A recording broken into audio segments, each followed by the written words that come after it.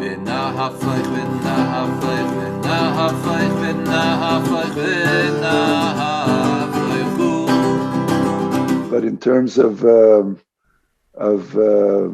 way humans behave with humans, especially on a sexual level, there's a lot of work yet to do. Not much has changed.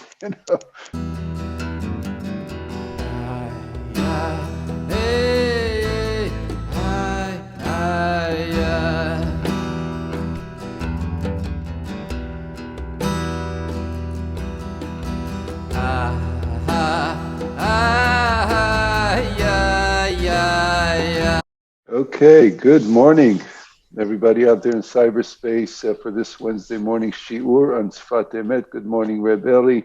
Good morning. Folks are already joining us here on Facebook. And let's see.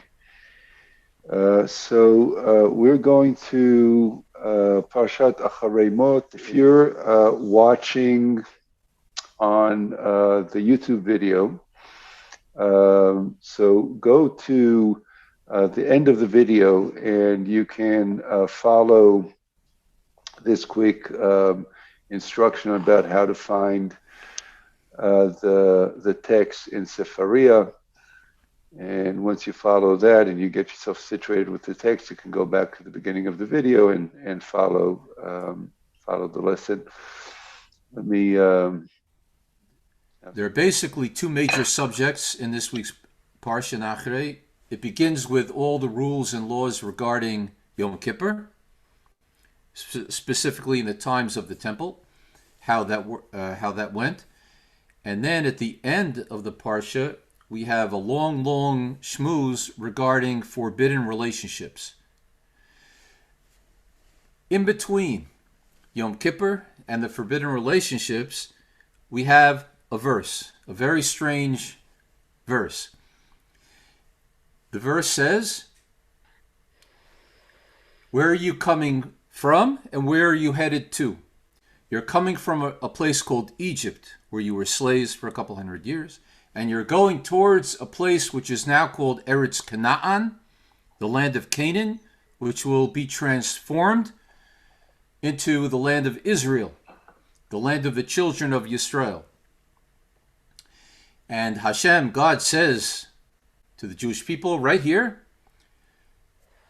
whatever you do, don't behave like the Egyptians behave, where you came from, and watch out where you're going to. You shouldn't behave like the culture, the society of the Canaanim, where you're going to. And the reason this is very strange, and everyone is busy with this, Vasem is going to have a very beautiful approach. Included in this list of 613 things has to be, you would imagine, things that God doesn't like that the Egyptians do, and things that God doesn't like that the Canaan people used to be involved with. You would think it's all part of the 613. What do you have to tell me separately? Be careful specifically about these two societies and behaviors. Yep. That's the problem. But pasuk in the verse, which is in Leviticus chapter 18, and you'll find that in the first few psukim, it says, "K'maaseh eretz Mitzrayim lo ta'asu, k'maaseh eretz Canaan." So do not do as the people of the land of Egypt did, and also the land of Canaan. That's a quote from the pasuk. V'midrash k'shoshana ben achochim, and in the midrash, this is on the Song of Songs, as a rose among the thorns, which is a metaphor for Israel among the nations. Yes, typically, but we'll see where this goes. העניין הוא דעולם יש לבני ישראל התנגדות.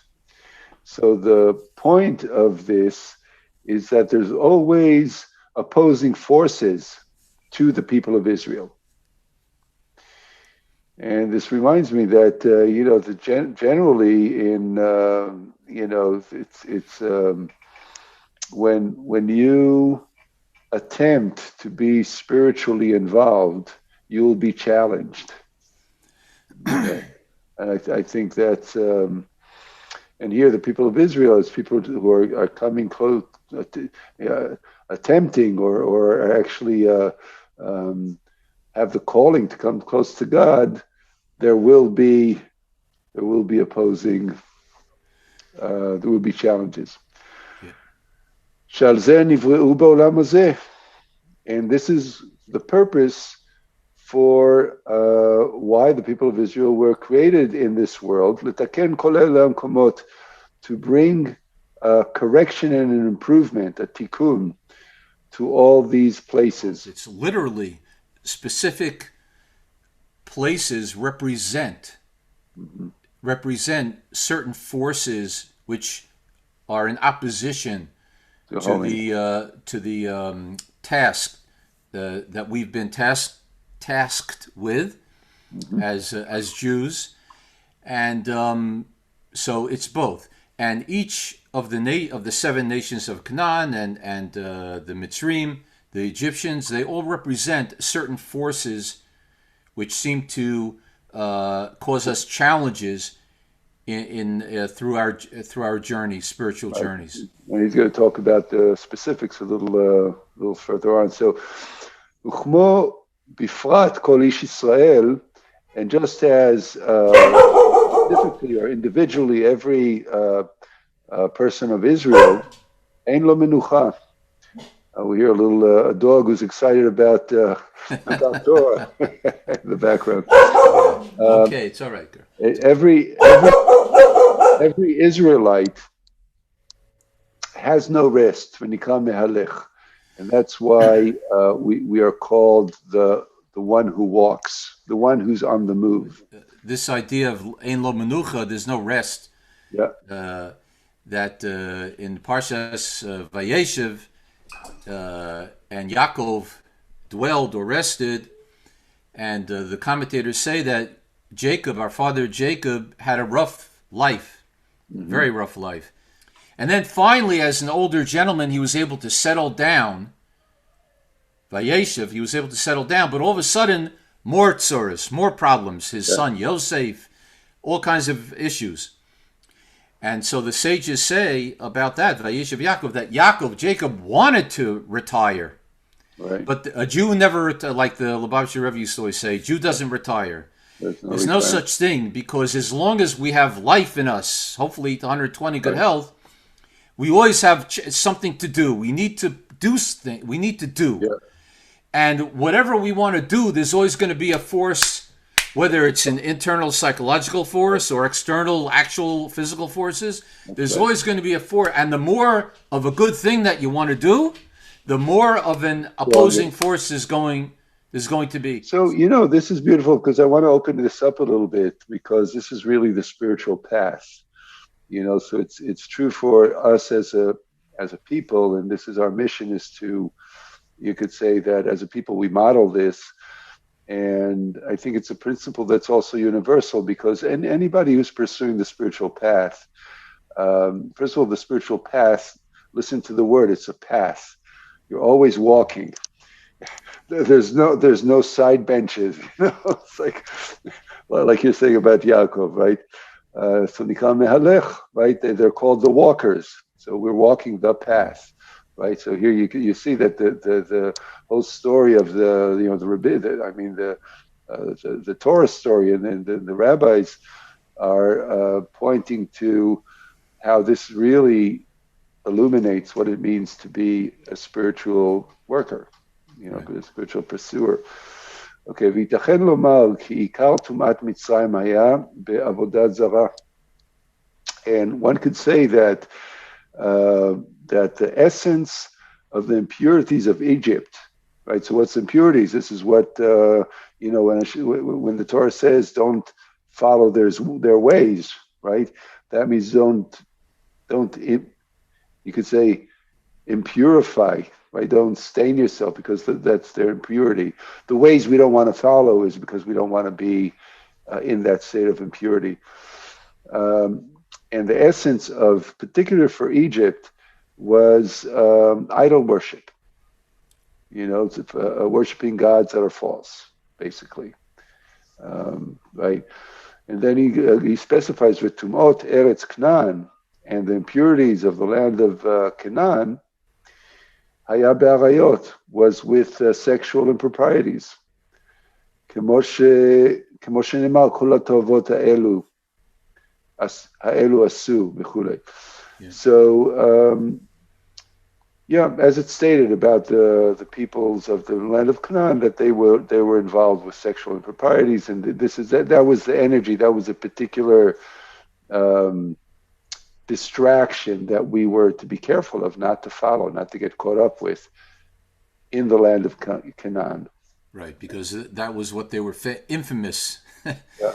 The land of Egypt was infamous for their variety of statues and gods, and they even worshipped certain animals, the lamb, etc. So that was their thing. Their thing was idol worship. That's right. And in Canaan, where the Jews were headed, yeah, was a different sort of a challenge of sensuality. That's right. And misuse of sensuality and right. abuse of sensuality. That was what they were infamous for. So you're coming out of these places and you're heading into these places, and literally, as the Medrash stated, as you read the Medrash, like a lily or a rose among thorns. A lily, a very fragrant, very fragile flower, surrounded by thorn bushes. Yeah, you got to watch it. Yeah. It reminds me that one of my teachers when I was in rabbinical school, he and his wife, he was a retired Reform rabbi, and he and his wife decided they're going to go and spend a weekend in Las Vegas, and he said, I've never been there.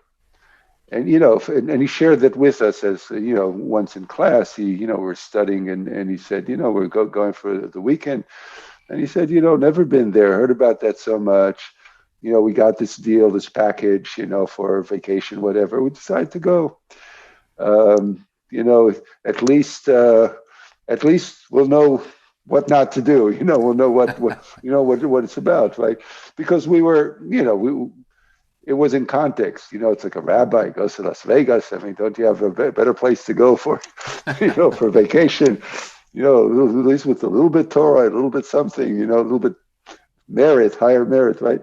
And he said, look, we've never been, and whatever. Maybe he blamed his wife, like Adam blamed Eve or whatever. I don't remember, but the next week when we see him in class, we said, "No, how was it?" And his answer was Sin City. It's well named. They picked a good name. so it was official. Now he knew, Yeah. But talk about a place that has, the energy of Tumah, the energy of, we know that place. Sometimes you go to a place and you just know there's just excess of things that are not, just not good for your soul, not good for your spirit, So there's, I just want to say one more thing about it is about, it's interesting. So you have the Avodah Zarah, the worship of false gods in Egypt, and you have the Arayot, you could say the worship, not literally worship, but the, I guess, excesses of, as he said, sensuality, and in Canaan, and you see two different levels here. You see an attraction to false gods, so it's a false spirituality, right? And then you have an attraction to false distractions on the human level. So you see these two different kinds of basically distractions. This on the human level, you have this all the temptations and basically a falsehood. I think the mechaneh meshutaf, the common, as I see it, is that this is false and that's false. This is false, with an eye to a higher level. This is false on the human level. You can say the horizontal level. Right? Right, and the point is that they're equally well, as the Sfas Emes will say, that these days the first one, for certain reasons, we don't have too much of a problem with the literal sense, but the Mhm. second one, for reasons that will be explained, we still have difficulties Yeah, dealing till with. you may till this day. Anyway, let's continue then. לכן הקדים לפרשה זו כמעשה ארץ כנען וכולי, לא תעשה. So this is why he precedes this parsha with the mention of the habits of the Canaanites, right? Right, the parsha of the forbidden relationships, which are going Yeah, to explain right away. That's why yeah. this had to come first. That answers our original, one of the answers to our original question. What is this doing here? וכשבני ישראל עוברים אלה המקומות, זוכים אחר כך למדרגות בקדושה המכוונים מול אלה ההסתרות. Very interesting. So when the people of Israel pass through these places, This is really fascinating because the story you told about the rabbi who went to Las Vegas. yeah, So it seems the Sfas Emes is teaching us that just to lock yourself in your room, yeah, you're not going to get anywhere. You will right, avoid the hitnagdut. mm-hmm, You will avoid the opposition, but you won't right, accomplish anything. right, So I'm not telling you to go take a trip to Las Vegas, but I'm saying that there's something to this, that we had to be in Egypt. We had to go into right, Canaan in order to transform it, to yeah. bring a little bit, to purify the air, so to speak. I think it's like you said last week that you told us a story about, if you want to help somebody who's rolling in the mud, you're going to get muddy. Yeah, so So this there's brings it no, from the personal level to a universal yeah, level. Like we're not the Jewish people weren't put here just to mind our own business and to that's watch out and to guard ourselves. We right. have to guard ourselves. We have to be aware, but we have to get in there Yeah, and literally walk right into this yeah. in a certain sense.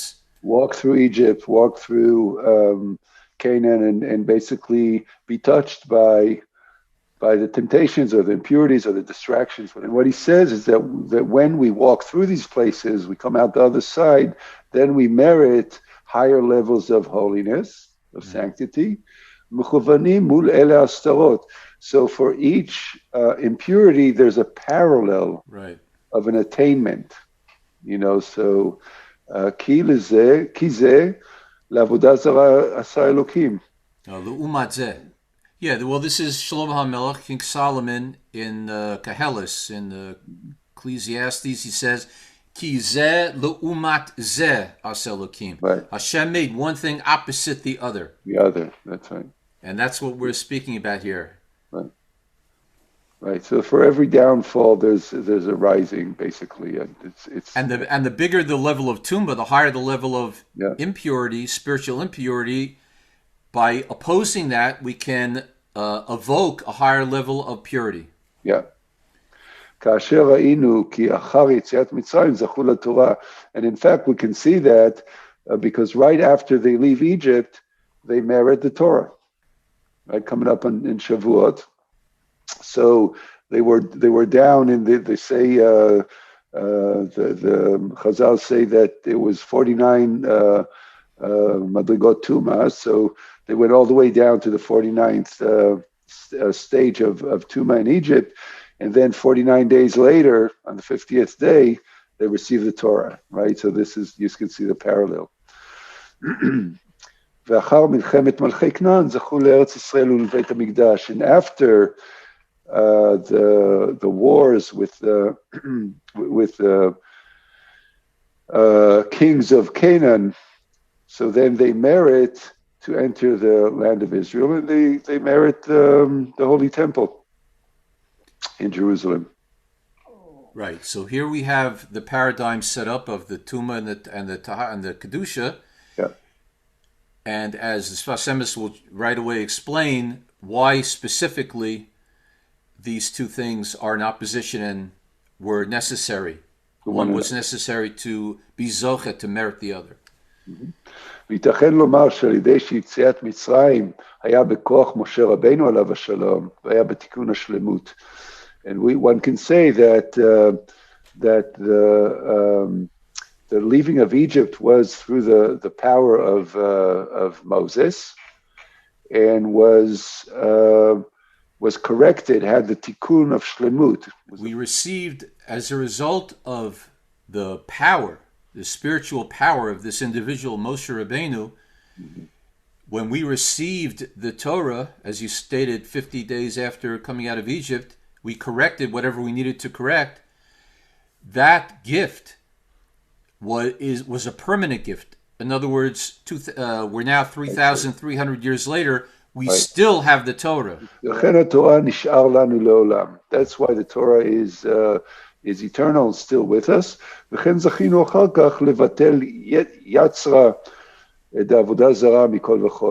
And that's how we merit to basically annul, to cancel out the impulse to false worship of false God completely. But with in the war with the kings of Canaan, we failed. We missed the mark. Because as the story says, as it says, the people of Israel were supposed to completely destroy the Canaanites that they were in battle with, and they did not. So the result of that the parallel for that failure was that the Holy Temple was then destroyed later. That is the parallel. There's a parallel of attainment, but there's also a parallel of failure. Exactly. And this is and therefore the impulse to sexual distraction was not canceled. This work is still open-ended. We're still working on that. Right. So that's an interesting perspective. So that we still, it's still upon us. It's still a work in progress. It's interesting also historically, if you want to look at that, because you can see that the worship of false gods is kind of fallen away from the world in general, you could say, because at least the 3 or even 4 major religions are, at least in principle, you can discuss the differences and whatever, but these principles are monotheistic. And the Muslims worship a one invisible God. You could make the claim that the Christians also worship a one, without getting into the theological minutia. And you could say that Buddhists worship the one emptiness. It's not, but not idols as such. Not like the falsehood of the past. So you can say that historically, it's not only that we have the Torah, but there's something that it really influenced the whole world. You hardly see anymore the kind of sacrificial or sort of native kind of spiritualities. But in terms of the way humans behave with humans, especially on a sexual level, there's a lot of work yet to do. Not much has changed. You just said it. That's it. It's as much of a challenge as it was when the Jews were entering into Eretz Canaan. And they failed. So now he's going, interestingly, to ועוד שפיכות דמים שהיא א' מג' עבירות שצריכים למסירות נפש, and now he goes to murder. Apropos, so we just had the verdict of the cop who killed George Floyd, right? That was just in the news. So shfichut damim. So the 3 big, just to put this in context, according to the Gemara, the 3 transgressions according to the Torah, that Yarek Ve'al Yavol, that one is never to commit, no matter what, is Shfichut Damim, which is murder, killing, um, sexual improprieties, and Avodah Zarah, worship of false gods. So those are three categories that this is not random. In other words, he's bringing this down into these three. So right now so far we talked about idol worship and sexual improprieties. Now he says, what about killing? That's a third of the three categories. He says that is the first of them.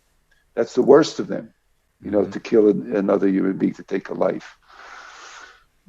So relevant, for current events. Right. So Sfas Emes was wondering, where is it? We didn't see it in Canaan. We didn't see it represented by Egypt.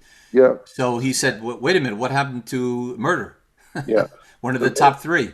That's right. And now he says, well, that also appears in the Torah. That was the war with Sichon ve'og, engaged in battle with Sichon and Og. So he says in there, there's a pasuk, shchichi rotzchim. So that's, you see that they handled that there. That was the time to use the tikkun. Then Moses was asked by God to make certain cities of refuge for murderers. For murderers, before they were brought to trial, they were held in a safe space called cities of refuge. Right. 3 of these cities were on the east bank of the Jordan River, and the other 3 were brought in later on the west bank of the Jordan River. So the sages asked, wait a minute, 9.5 tribes live over here. Only 2.5 tribes live over here. Very few people. Yeah. But yet we see you have 3 cities over here and 3 cities over here. Why? There should be many more cities over here than over here. Yeah. So they answered that in Gilad, which was over here, it was filled up with murderers. Yeah, understood. And that was originally the land of Sichon ve'Og. Yeah. So that is the association between the land of Sichon and Og and murder. It's our job to bring the tikkun, the correction to it, both personally, but also in a cosmic, throughout history as a people, as spiritual workers, etc. A high challenge, but I guess where I'd like to land this is that there is a silver lining. There is just as the challenge, as the corruption is intense, there's a parallel destiny of tikkun, of potential for rising and becoming better. It's so apropos, to what's going on now. This kind of mixed hope of whether there will be justice, there is justice, with the whole issue. I'm thinking about the killing of George Floyd, and that's a good Torah for this morning. We should be blessed with being walkers, good walkers, and on the path from Mitzrayim to Canaan to Eretz HaKodesh. Amen.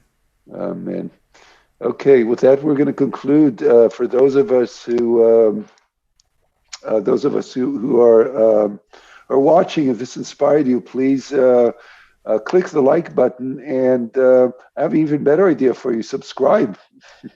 Become a subscriber to our YouTube channel, and leave your comments. The conversation can continue in the comments below. And until next Wednesday at around 9 o'clock, shalom for now.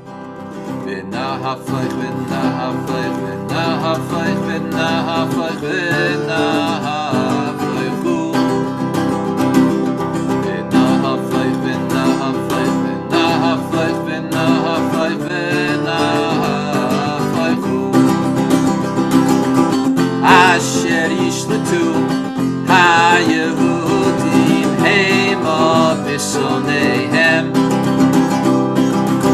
Asher yishletu ha-Yehudim hema b'sonehem. So come on this tour together with me. It's you go to Sefaria.org, and on the homepage on the top left, you will see the three horizontal lines. You click on those, takes you to the Sefaria library. You scroll down, and where it says, you see the boxes where it says texts, you will click on more. And on the bottom left, almost, you click on Chassidut. And once you click on Chassidut, you will scroll down to the subtitle that says Other Chassidut Works. And keep scrolling down, and you hit Sifat Emet.